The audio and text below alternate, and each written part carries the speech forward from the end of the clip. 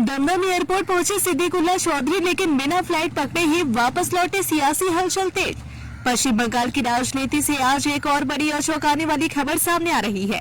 जमीयत उलेमा ए हिंद के राज्य अध्यक्ष और वरिष्ठ नेता सिद्दीकुल्ला चौधरी आज अचानक कोलकाता के दमदम स्थित नेताजी सुभाष चंद्र बोस अंतर्राष्ट्रीय हवाई अड्डे पहुंचे। लेकिन सबसे हैरान करने वाली बात यह रही कि वे एयरपोर्ट के भीतर जाने के कुछ ही देर बाद बिना कहीं यात्रा किए अचानक बाहर निकल आए और वापस लौट गए। एयरपोर्ट से अचानक वापस लौटने पर सस्पेंस। प्रत्यक्षदर्शी सूत्रों के अनुसार, जी हाँ, सिद्दीकुल्ला चौधरी आज सुबह पूरी तैयारी के साथ दमदम हवाई अड्डे पर पहुंचे थे। माना जा रहा था कि वे किसी महत्वपूर्ण संगठनात्मक या राजनीतिक काम से दिल्ली या किसी अन्य राज्य के लिए रवाना होने वाले थे। हालांकि एयरपोर्ट परिसर में पहुंचने के कुछ ही समय बाद वे अचानक अपनी गाड़ी से वापस रवाना हो गए। उन्होंने फ्लाइट क्यों नहीं पकड़ी या उनका दौरा अचानक रद्द क्यों हुआ, इसे लेकर सस्पेंस बना हुआ है।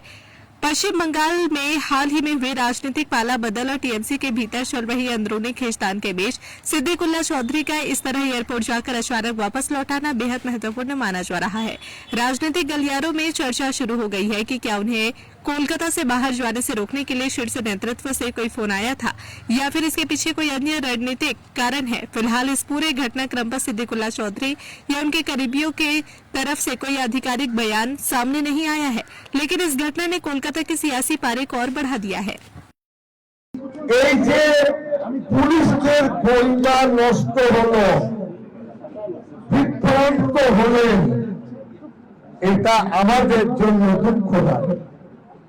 পুলিশের সোর্স ফেল যে মিডিয়ারা বলেছেন তাদের বলবো বাবা মায়ের পায়ে আশীর্বাদ নেন, যার মিথ্যা বলবো। আমাদের ক্ষতি করার জায়গা নেই, আমরা ইঞ্চি ইঞ্চি মেপে চলি। আমরা এই মসজিদের বিষয়ে 24 থেকে 25টি 2004 সাল থেকে এ পর্যন্ত তথ্য এয়ারপোর্টের সাথে লেনদেনের আছে, সেটা প্রমাণ আপনাদের দেব না, সময় দেবে।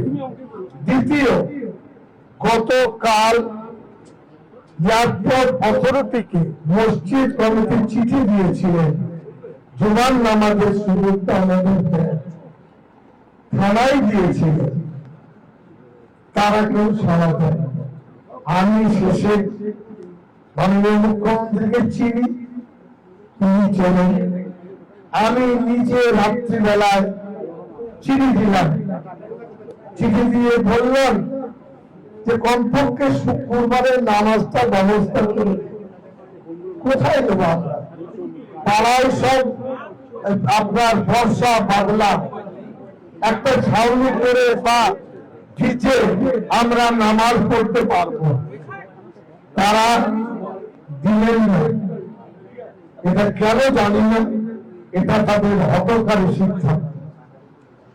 গতকাল রথযাত্রায় সারা কলকাতা তোলপা,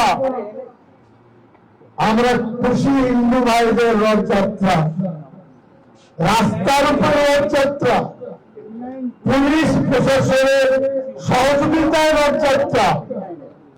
আর বাংলার মুসলমান বাঁকড়া এমন অপরাধ করেছে, শত শত সশস্ত্র পুলিশ তাদের ঘাড়ের উপরে জুমার নামাজ পড়তে দেব না। এটা এটা দেব না। আমরা আশা করি, আমরা চাইছি এয়ারপোর্ট অথরিটি মসজিদ খুলে দিক। গতকাল মুখ্যমন্ত্রীর কোন একজন প্রিন্সিপাল সেক্রেটারি কোন একজন ব্যক্তির মাধ্যমে যোগাযোগ করেছেন, আমি উত্তর দিয়েছি। আমি বলিনি যে সিএম এর সাথে কথা বল, সিএম ব্যস্ত আছে। আমার জানা ছিল না যে আজকে হোম মিনিস্টার তিনি রাজ্যে আসবেন, কিন্তু জুমার দিন তারপরে কি বলেছেন না বলেছেন তাদের কাছে জেনে নেবেন। আপনারা তাদের কথা আমাদের জিজ্ঞাসা করবেন। আমাদের সিদ্ধান্ত আইনের রাস্তা খোলা। এক দ্বিতীয় হলো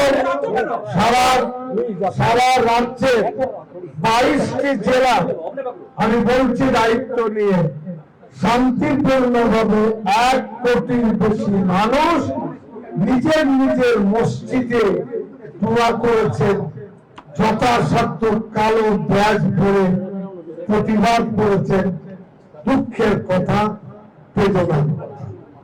নেক্সট স্টেপ এক হলো আদালত, আর একটা হলো অফিসিয়ালি চিঠি রাজ্যবাসীর পক্ষ থেকে, সেটা কমিটি আলোচনা করে ঠিক করবে।